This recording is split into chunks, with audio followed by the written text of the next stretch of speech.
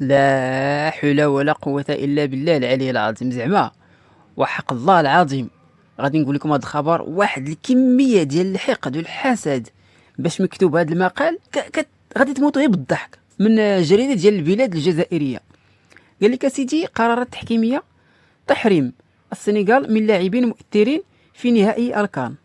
المهم كما كتشوف في نص المقال قال لك: تتواصل المهازل التحكيمية في منافسات كأس إفريقيا، حيث بعدما تفنن الحكم السنغالي عيسى السي في إخراج البطاقة الصفراء بشكل خيالي للاعبي المنتخب الوطني الجزائري في مواجهة نيجيريا.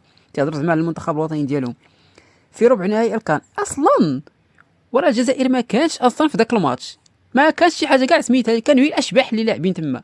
افشل منتخب لعب الدور ربع النهائي، ما دار حتى حاجه، لا تسديد لا والو، كلاوهم نيجيريا. وجي دابا تيقول لك تفنن، هما اصلا ما داروا والو. واخا ما علينا. جاء الدور اليوم على المنتخب السنغالي الذي واجه نظيره المصري في نصف نهائي كأس إفريقيا، والذي اقتطع خلالها تأشيرة العبور لنهائي المنافسات القارية. دابا كون دابا داز المنتخب المصري، اشنو غادي يدير؟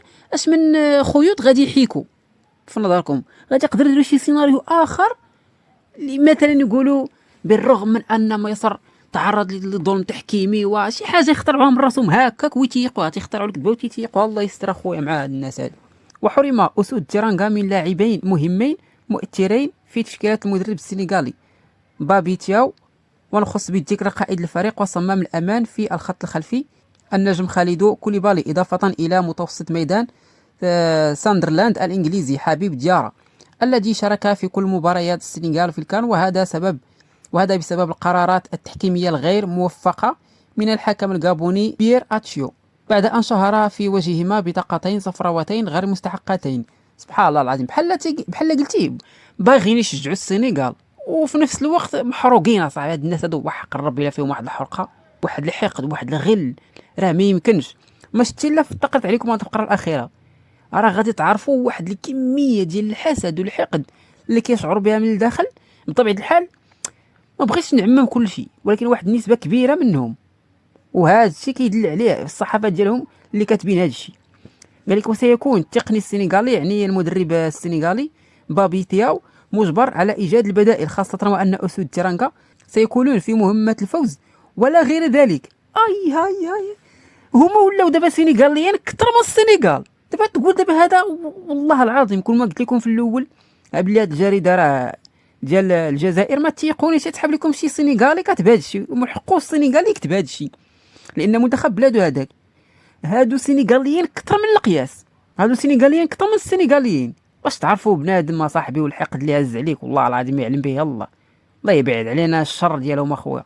قال لك: سيكون في مهمات الفوز ولا غير ذلك لتحقيق اللقب الثاني في تاريخه وترصيع النجمه الثانيه في قميص المنتخب. شتي كيهضروا بالصيغه ديال انهم هما المنتخب السنغالي. ولكن شوف بجهد الله والنبي رسول الله، المغرب غادي يدي لا كوب، وغادي يديها ماشي بالتحكيم، غادي يديها بالكره وبالدراع، وغادي تشوفوا هذا الشيء وغادي يثبت هذا الشيء ان شاء الله نهار الاحد. وغادي يكون المغرب فرحان من طنجه الى القويره. غير نتوما وحلتوا مع نيجيريا تحب لكم كاع عباد الله، غادي يوحلوا كاع عباد الله وبقاو تلصقوا على التحكيم. وانت وحق الله العظيم الا هاد الناس الا خرج لهم، هرب لهم بالمعقول، هرب لهم بكل ما تحمل الكلمه من معنى. وسمحوا لي على هذا الكلام هذا، الناس القلائل الجزائريين ذوي العقول الراقيه، راه هذه الاغلبيه راه خرجوا عليكم. شكرا لكم على حسن الاصغاء والمشاهده، ونلتقي ان شاء الله في فيديوهات لاحقه واخبار لاحقه.